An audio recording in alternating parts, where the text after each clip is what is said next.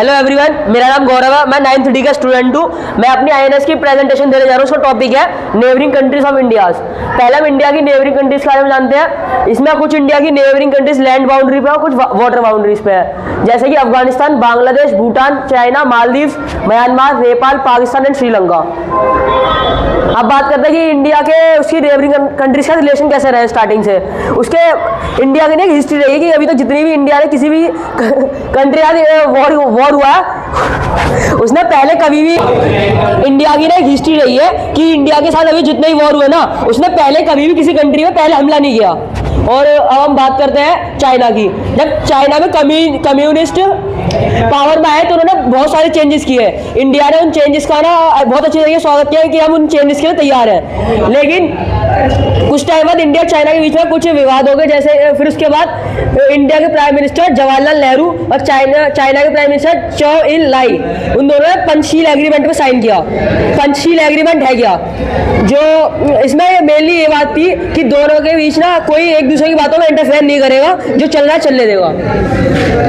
और अब बात करें इंडिया और नेपाल की, तो नेपाल एक छोटी सी कंट्री है जो इंडिया से लगी है। पहले इंडिया में ही थी, लेकिन उसका पार्टीशन कर दिया कुछ टाइम बाद अंग्रेजों ने। और ये ना इकोनॉमिक हेल्प के लिए, ट्रांसपोर्टेशन हेल्प के लिए मैक्सिमम इंडिया पे डिपेंड है। और इंडिया इसकी हेल्प भी कर रहा है। 204 किलोमीटर लंबा महेंद्र राजमार्ग बनाने के लिए, जो इंडिया से काठमांडू तक होगा। इंडिया एंड भूटान एक हिमालयन किंगडम है, वो ना पूरे कंट्री में से एक है। वो भूटान पूरी तरीके से इंडिया पे डिपेंड है टेलीकम्युनिकेशन और कंस्ट्रक्शन के लिए। और बात करें अब श्रीलंका की, रोकियो,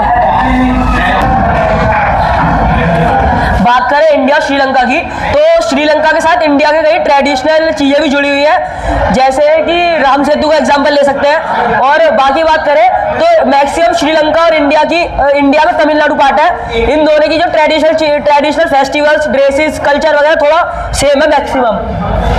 अब बात करें तो इंडिया श्रीलंका के बीच में कुछ टाइम पहले कुछ विवाद भी होते, जिसे खुद राजीव गांधी सुलझाने गए थे, लेकिन वो फिर भी नहीं सुलझे।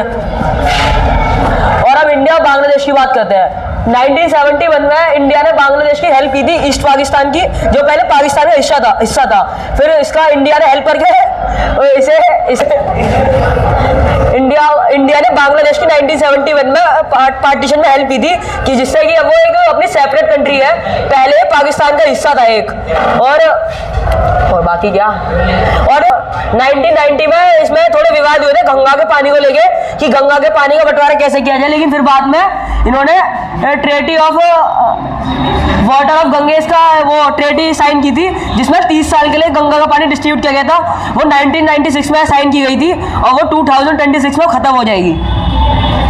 इंडिया एंड पाकिस्तान की बात करें तो पाकिस्तान के साथ संबंध तो पता ही है कैसे स्टार्टिंग से।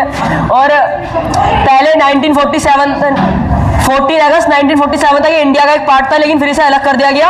और यहाँ के कल्चर थोड़ा सेम है, ज़्यादा नहीं, और लोगों में तो बहुत ही बड़ा फर्क है यहाँ के।